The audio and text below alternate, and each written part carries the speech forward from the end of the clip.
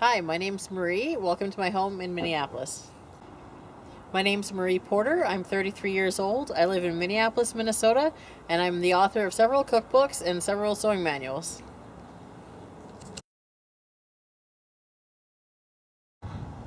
On May 22nd, 2011, our house was destroyed by a tornado that ran through North Minneapolis. It pulled up our 100-year-old black walnut tree, dropped it on our roof, bounced it off, destroyed our kitchen, our deck, and our patio. It was a mess, as you can see. Now, this is what our house looks like after a lot of hard work. As you can see, we completely rebuilt the deck, got rid of the porch altogether, and laid a brand new patio that I designed myself. And I've never done anything like that because I'm a nerd. I'm very proud of it. It's still very much a work in progress, so excuse the mess. But we're very happy. Totally worth all the effort. It's kind of even worth going through the tornado, even though tornadoes really seriously suck. The black walnut was a huge loss to us because we just realized we had a black walnut. We'd only moved in 3 months before, and the snow had actually only just started melting right before the tornado. And that's when we discovered it was a walnut tree, and I had so many aspirations for that walnut, for what I'd be making with it and baking it, and I researched on what to do with the walnuts, and I was so excited, and then we lost it. It wasn't a complete loss though, because we did take it to a mill shortly after the tornado, and we had it milled down to rebuild our kitchen. So how about we go take a look at our kitchen? So here we are in my brand new kitchen. It's actually more of a work in progress kitchen. When the tornado hit us, we were underinsured by about $60,000, so we're making up the difference with a lot of DIY. We're both nerds, as I said back out there, but my husband's really great at building. Totally not his day job or anything, but you know, he can do anything. So he's currently in the process of building my cabinetry. We have not got the face frames or the doors made yet, and that'll be in the black walnut that we had milled down. This kitchen was utterly gutted. The roof was caving in. There was water coming in everywhere. It was gutted, so we had to take all the walls out and do the electricity and the heating. And there's so much involved with getting a kitchen done. I think you just put walls up. I don't know anything about that. Anyways, so in the course of doing our kitchen, we could design it to be whatever we wanted. So we did. We picked the flooring. I tiled the floor all by myself. I'm really proud of that. Picked the paint color that you'll see in a second. And my favorite is the countertops and the backsplash. As you can see, I might need to explain it actually. So we've got granite tile countertops that we put in ourselves.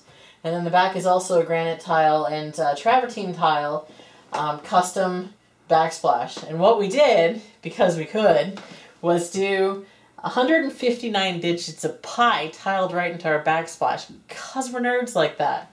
And we have the coolest kitchen because of it, and it's actually internet famous among fellow nerds and geeks. PC World did something on it, Think Geek did something on it, Make Magazine. People love our pie kitchen, and it's not even done yet. So Pie Day's coming up again in March. I'm sure we'll be much further on the kitchen at that point than we were when it first broke in February. But anyways, how it works is each of the columns represents a digit of pi. So we've got 3, 1, 4, 1, 5, 9, 2, 6, all the way around. Have a look.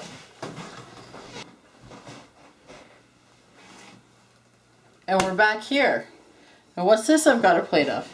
This is Nanaimo bars. Yes, Nanaimo bars are awesome. And if you didn't know by now, I am Canadian. And what it is, it's a 3-layer unbaked bar. The bottom layer is a combination of graham cracker crumbs, coconut, chocolate, and crushed up almonds. The middle is a thick layer of buttercream, which is flavored in several different ways. Traditionally, it's either mint or vanilla. These are actually orange tequila. And there's a soft layer of chocolate, almost a ganache, but it's a buttery ganache. On top is the frosting. Now this is one of our uniquely Canadian dishes, along with poutine. Sugar pie and all kinds of game animal meats and dishes and everything. We've got lots of great food that's uniquely Canadian. I do find that being Canadian helps me in other ways in the kitchen, because part of being Canadian is the fact that our country is a cultural mosaic. It's not a melting pot. When it comes to cuisine, I do a lot of different ethnicities. So I can cook shahi korma like nobody's business. I can do jerk chicken that'll fry anyone's mouth off, and like that's a big thing here in Minnesota because people don't use spice in this state, but I do. I make sushi. What else? I make really great baklava, and so it's just all these exposures to different ethnicities and cultures and foods growing up in Canada, I think gave me a really great foundation.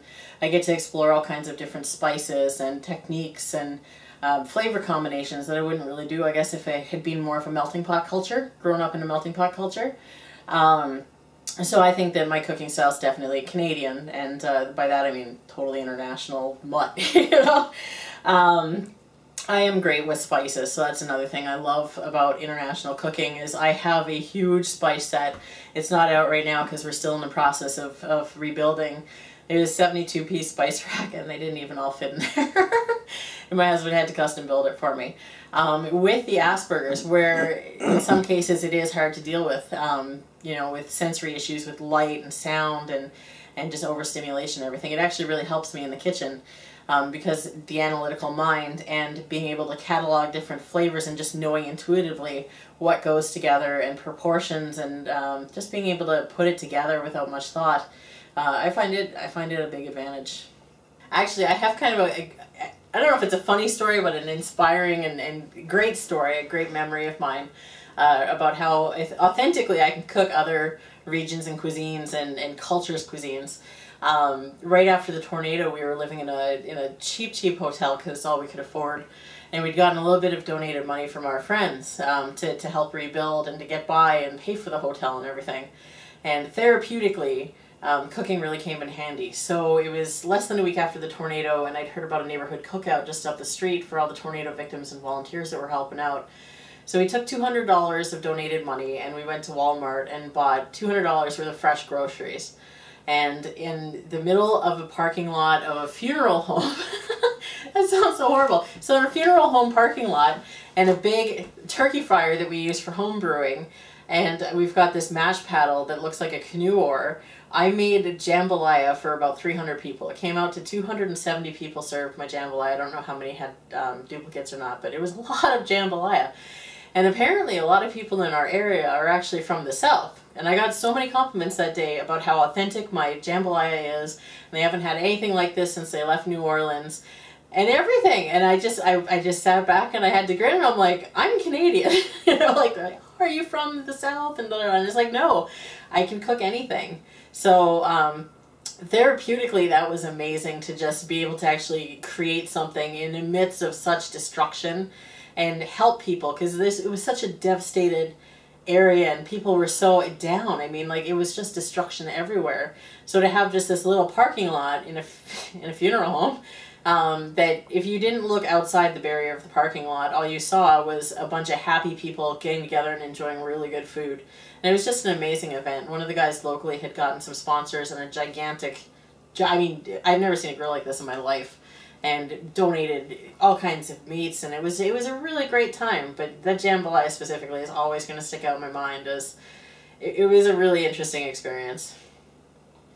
So after healing my back from my car accident, I realized I missed the competitions I used to participate in as a kid. Not only did I compete in figure skating, I also competed in roller skating, both on quads and inline skates like these. So recently, I decided to go back to roller skating, well, to get in shape and to get back into that competitive spirit that is me.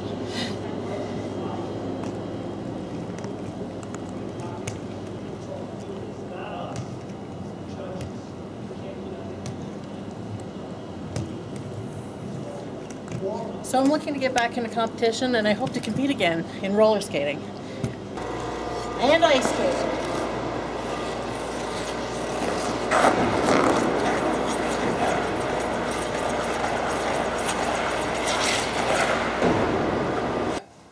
So, aside from skating, recently I've also taken up playing Magic. I guess my husband and I are stereotypical nerds and geeks in that sense. So he played a lot when he was a child and has recently taught me how to do the same. So we play a lot of Magic together, as it's a great way to pass time, and yeah, your turn. Alright. Ha. Is that your Crusader of the Odric? Yes. You put that down, I'm going to destroy it. No. You don't believe me? Uh-uh. You don't believe me? That's my favorite. No. Oh, no. Come on. Did I warn you? You can't Did I warn you? Yes, but you can't. Oh, there goes the Crusader of the Odric. That's my favorite card. That's my least favorite card, so there you go. Thank you. I really hate that card. So, less contentious than us playing Magic, we also like to play board games. Here we have a Scrabble setup. We like to play our own rules with Scrabble, including chemical element symbols. For instance, I can play PB, which is plumbum in Latin, and it is lead. So that would count, because I know the word that it's for and which element it is. We also allow foreign languages, including Klingon, state abbreviations, province abbreviations, and lead speak, actually. So my husband, Porter, this is Hello. him. We match. And we met in Mensa back in 2005. And he's just a lot of fun. He married me for a sandwich, and he's great to... It was a good sandwich. It was a good sandwich. I made him a custom, or from scratch, muffaletta. And I'd made all the olive salad, and it's the first time he'd ever had something like that. So, what do you think of my cooking, Porter? I think it's wonderful. I grew up with a single father, and he tried his best, but the staples were hamburger helper, rice-a-roni, and macaroni and cheese. So, as I got older, I didn't really branch out too much, and I met Marie here, and she showed me a wonderful world of food that is just amazing. And I'm constantly amazed at what she can do in particular, and I'm spoiled rotten, and I hear other people compliment her, and sometimes I kind of take it for granted, and then I'm reminded, and I go, oh yeah, she is really amazing. I'm lucky. People don't actually eat like that normally, Yeah. So, if I get on MasterChef, it's going to be awesome, but I'm going to miss you. 9 weeks away from you is going to be kind of hard.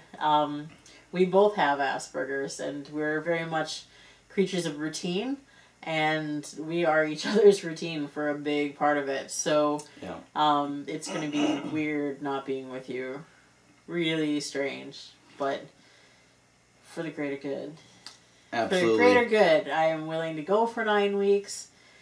And I'm assuming you're willing to let me go for 9 weeks? I'm willing to let you guys have her for 9 weeks. Just bring her back in good condition, okay? With lots of money. Lots of money would be Show excellent. us the money. Yes.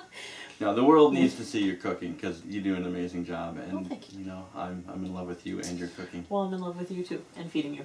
Excellent.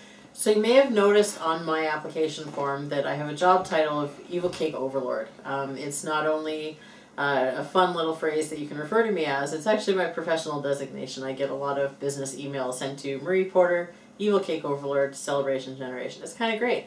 But in addition to being an Evil Cake Overlord, for this year I am actually a Czar of Cakes also, due to winning a competition. I had to buy myself a tiara because they didn't have any fancy trophies, and really, it's tiara, and I've never had one, and it's kind of awesome. So, with the Czar of Cakes, I actually had a very storied career in cake decoration. I did a lot of competitions and had a lot of fun with different clients and cakes that I could do. I did a gigantic 3-foot by 4-foot Klingon bird of prey cake for the Klingon Christmas Carol here locally.